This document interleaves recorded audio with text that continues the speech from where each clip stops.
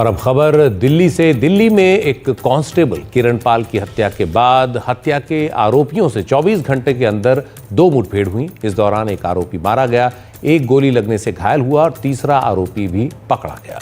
दरअसल इस कांस्टेबल की सरेआम ड्यूटी के दौरान हत्या से दिल्ली में एक बार फिर कानून व्यवस्था पर सवाल खड़े हुए हैं।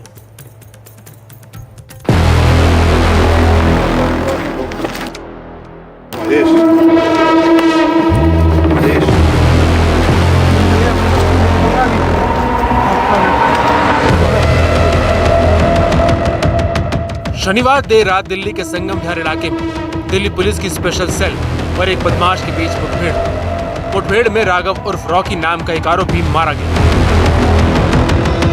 राघव 22 नवंबर की रात दिल्ली के गोविंदपुरी इलाके में कांस्टेबल किरण पाल की हत्या का मुख्य आरोपी था।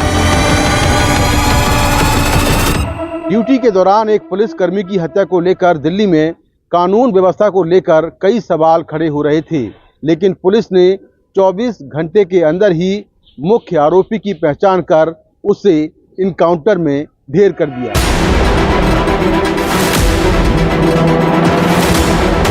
मुठभेड़ में राघव की मौत से कुछ घंटे पहले शनिवार दोपहर दक्षिण पूर्वी दिल्ली पुलिस और क्राइम ब्रांच ने मिलकर 2 बदमाशों दीपक और कृष को एक मुठभेड़ के बाद गिरफ्तार किया।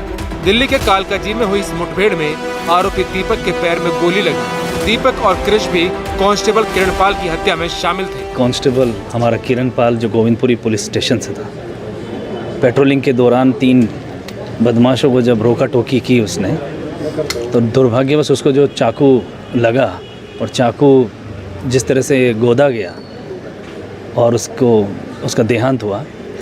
सबसे पहले जीरो इन कर लिया गया कि वो 3 लड़कों में से कहाँ लड़के मिले।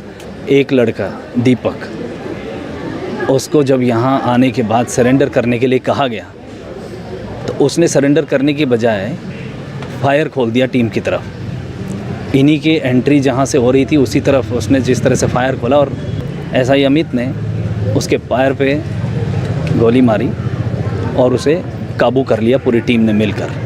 28 साल के किरण पाल की हत्या 22 नवंबर की रात गोविंदपुरी इलाके में तब हुई जब वो गश्त पर थे। राघव, कृष और दीपक को संदिग्ध हालत में देखकर किरण पाल ने जब पूछताछ शुरू की तो तीनों ने उन्हें चाकुओं से गोद दिया, जिससे उनकी मौत हो गई। किरण पाल 2018 में दिल्ली पुलिस में भर्ती हुए थे। वो मूल रूप से बुलंदशहर के रहने वाले थे। उनके परिवार में विधवा मां और बड़े भाई हैं। दिल्ली पुलिस ने किरण पाल को इस सर्वोच्च बलिदान के लिए श्रद्धांजलि दी है।